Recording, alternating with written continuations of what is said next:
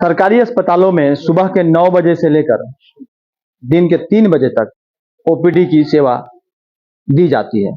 लेकिन अगर हम बात धनबाद सदर अस्पताल की करें तो यहाँ यह सुविधा आपको दिन में 1 बजे के बाद नहीं मिलेगी और सुबह 10 बजे से पहले भी नहीं मिलेगी। इसके पीछे की वजह है यहाँ आने वाले चिकित्सकों की लापरवाही, यहाँ सेवा देने वाले चिकित्सकों की लापरवाही और मैनेजमेंट का कमजोर होना। हम आपको अंदर का नजारा दिखाते हैं। अभी दिन के 2:30 बजे हैं और तमाम जो मरीज हैं वो भले ही अस्पताल में आते रहें, यहाँ पर जो रजिस्ट्रेशन काउंटर है यहाँ पर भले ही कर्मचारी बैठे हुए हैं, लेकिन हम आपको ओपीडी के अंदर का नजारा दिखाना चाहेंगे।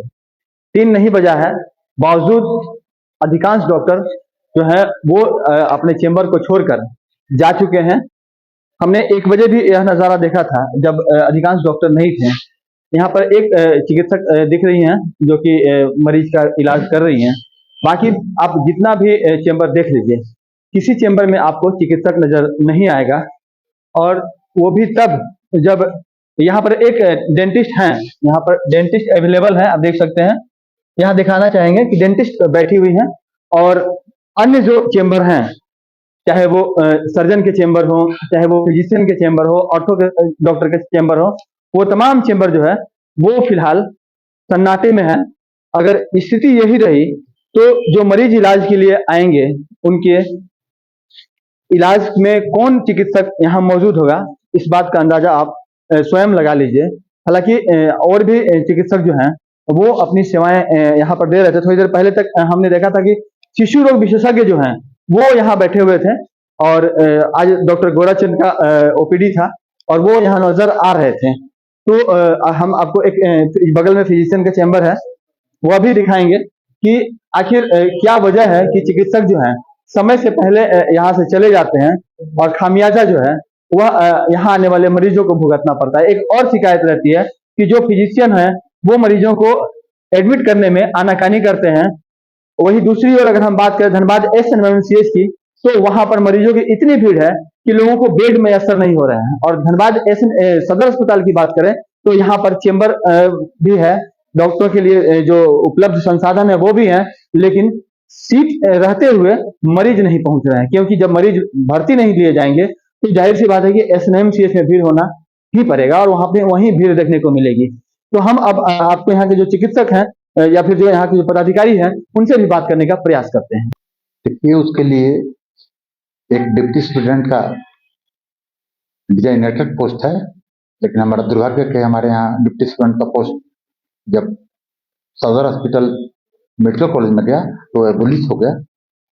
फिर भी हम उसके लिए उस लेवल का नोडल बना दिए, जिनको कौन डॉक्टर आए टाइम पर, कौन डॉक्टर टाइम तक नहीं रहे, कौन रोस्टर में रहेंगे, ये समूचा चीज देखना है।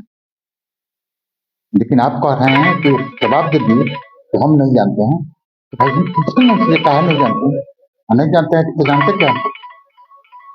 तो उसमें हम पूछेंगे कि काहे नहीं कर रहे हैं,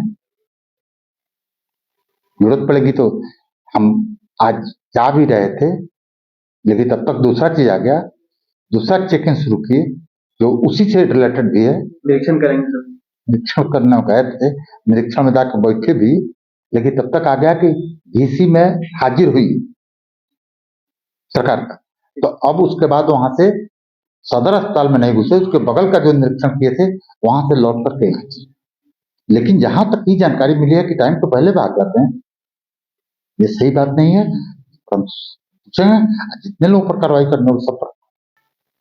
धनबाद सदर अस्पताल में जो चिकित्सकों की जो लापरवाही है, वहां पर चिकित्सक समय से पहले निकल जा रहे हैं। इस पर हमने थोड़ी देर पहले सिविल सर्जन से बात की है।